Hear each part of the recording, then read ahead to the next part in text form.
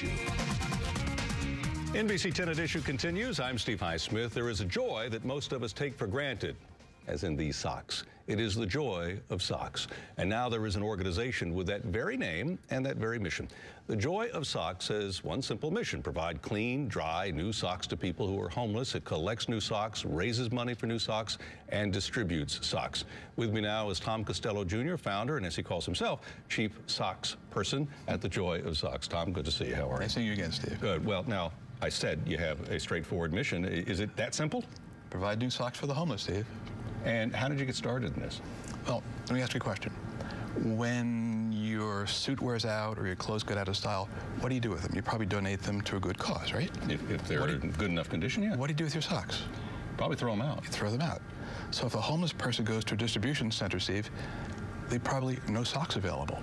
So our little niche in the whole thing is to provide new socks for the homeless. For all the stuff that is being done over the years for people who are homeless, besides perhaps some other categories that may be falling down, the lack of clean, dry socks is one of them. Absolutely. How often if you give a homeless person a pair of socks, how often do they have to change them out before they're worn out? Well, they probably wear them 24/7. So if you wore socks 24/7, they'd be pretty ratty after a while. So we think we should be able to try to give them at least one new pair of socks at least once a month.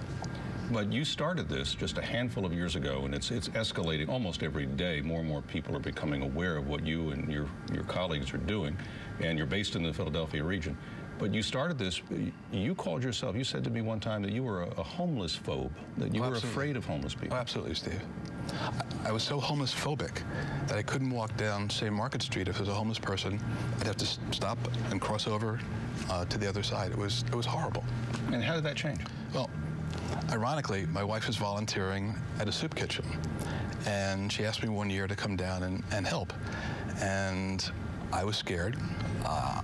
We drove down there, and I couldn't get out of my car. I started to shake, had palpitations and sweat. It was a panic attack, Steve.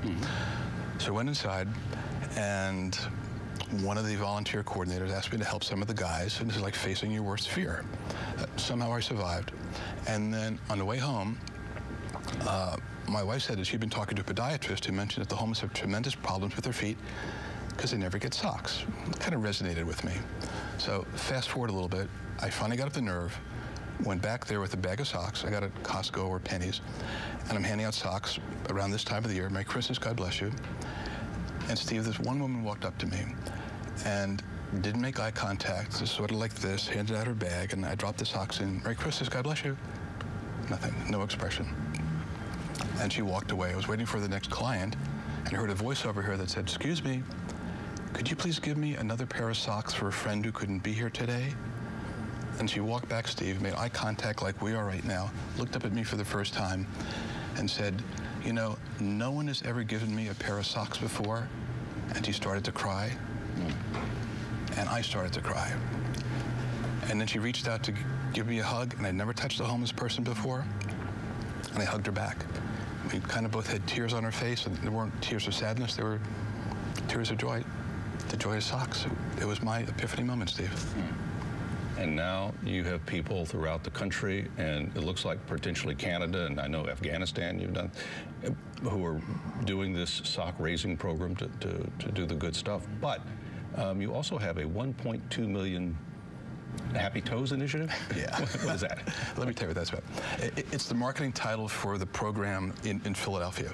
It's called the 1.2 million Happy Toes Initiative Philadelphia. There's some math here, so just bear with me. All right. According to HUD, Housing and Urban Development, there are about 10,000 homeless in the Philadelphia area. 10 toes, a new pair of socks once a month, that's 12. You do the math, that's 1.2 million. So it's a 1.2 million Happy Toes Initiative, Philadelphia, to give each homeless person at least one new pair of socks a month. And how can people help you? How can people help? They could donate in three ways, basically, Steve. If they can help us with conducting sock drives in their schools, churches, or where they work, perhaps getting involved in committees or on our board. And of course, we can always use the financial support by going to our website and pushing the little orange button. What have you learned about people who are homeless as a result of all this? Steve, if we ask somebody what's the stereotype of a typical homeless person, I get the extreme. I've run into some homeless people. We talk about the Phillies. We got into discussions about J.D. Salinger and Catcher in the Rye. It's the whole extreme. Tom, thank you very much. Steve, good luck with everything. Take care. And all the school kids want to raise money or just raise socks. It's a good program to do it with. Thank you. Thank you. Ahead, a school choir.